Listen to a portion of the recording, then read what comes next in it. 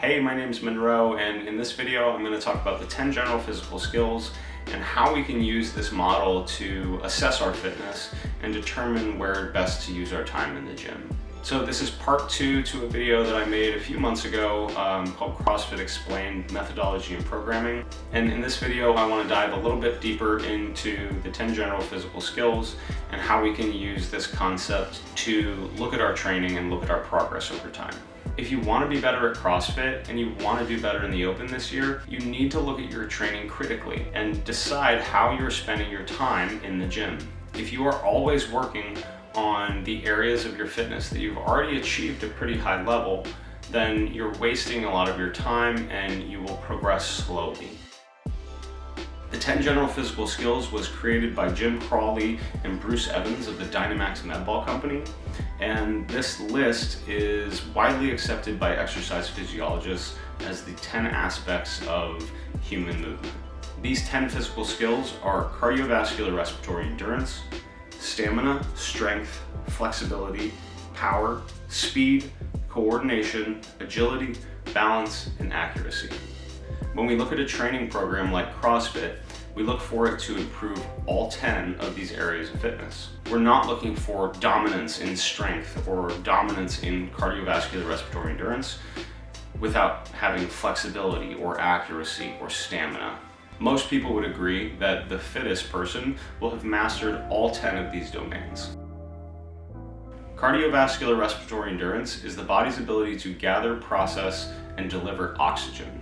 So the better and more efficient that your body becomes at processing and delivering oxygen to your muscles, the greater your cardiovascular respiratory endurance becomes. When we talk about training cardiovascular respiratory endurance, the first thing that comes to mind is like monostructural conditioning. Rowing, running, biking, swimming, double unders, burpees, that kind of thing. Stamina is the body's ability to process, deliver, store, and utilize energy. Stamina I like to think about as like your muscular endurance. So cardiovascular respiratory endurance is like your body's ability to process oxygen for a long time. Stamina is your body's ability to contract your muscles and do work for a long time. Strength is a lot of people's favorite, and that's your body's ability to produce force and apply it. Typically, when we're talking about strength or strength building, we're talking about the back squat, the deadlift, pressing variations, pulling variations, and other accessory movements that will help develop your body's ability to produce force. Flexibility is the body's ability to maximize range of motion at a given joint.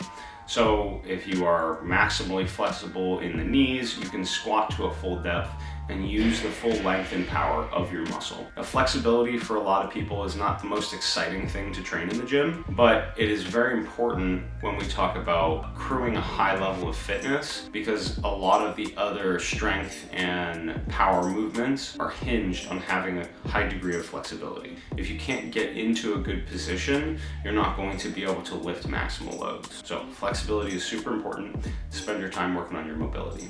The next two skills, power and speed, are kind of the turning point for this list, and I'll talk about in a minute why the list is laid out the way it is. But power is your body's ability to produce maximal force in a minimal amount of time.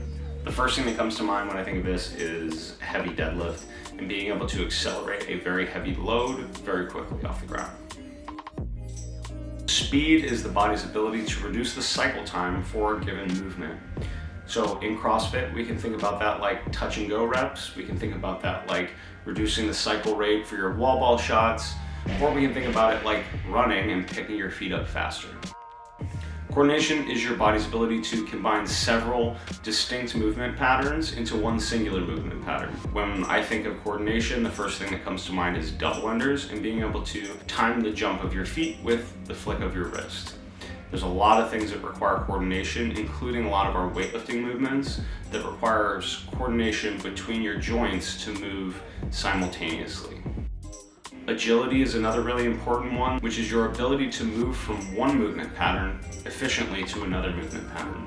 So there's a lot of things that we do in CrossFit especially that are combining two things, like a burpee box jump over. Your ability to pick yourself up off the ground and move up and over the box efficiently and quickly is an expression of agility.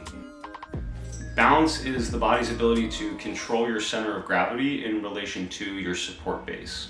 When I think about balance in like a CrossFit gym setting, I of course think the handstand and the handstand walk, but I'm also thinking of single arm movements. I'm thinking of the pistol, an overhead walking lunge, anything that requires a lot of stability and balance. Accuracy is the last of the 10 general physical skills, and accuracy is the body's ability to control movement in a given direction or at a given intensity. So the first thing that I think of when training accuracy is the wall ball shot. Another thing we can think about accuracy is the squat snatch, where you need to be accurate where you're placing your hips in the bottom of the overhead squat in relation to the weight.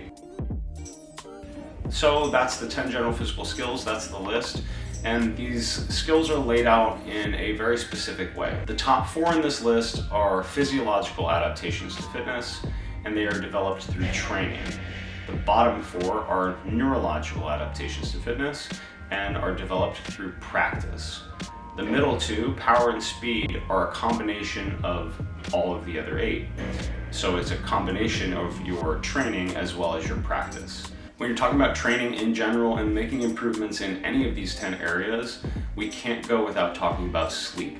Sleep is the time when you will actually make those adaptations to the effort that you put in the gym. Without sleep and without quality recovery, you won't be able to progress and continue to build those skills. Now, how can you use these 10 general physical skills to look at your own fitness and look at where you should be improving? What I would do is rate yourself on a scale of 1 to 10, and then look at that as an overall percentage. There's 10 physical skills. On a scale of 1 to 10 in each of those areas, you should be able to tell pretty distinctly where you were lacking. So those are the 10 general physical skills. I hope this video was helpful. I hope you understand how you can use this model to determine how to spend your time in the gym going forward and how to assess your fitness. If you have any questions, please leave them in the comments below. I will be making a part 3 to this video where I talk about the Hopper model and the metabolic pathways. But that's it for this one. Thanks for watching. I hope you enjoyed the video, and I'll see you soon.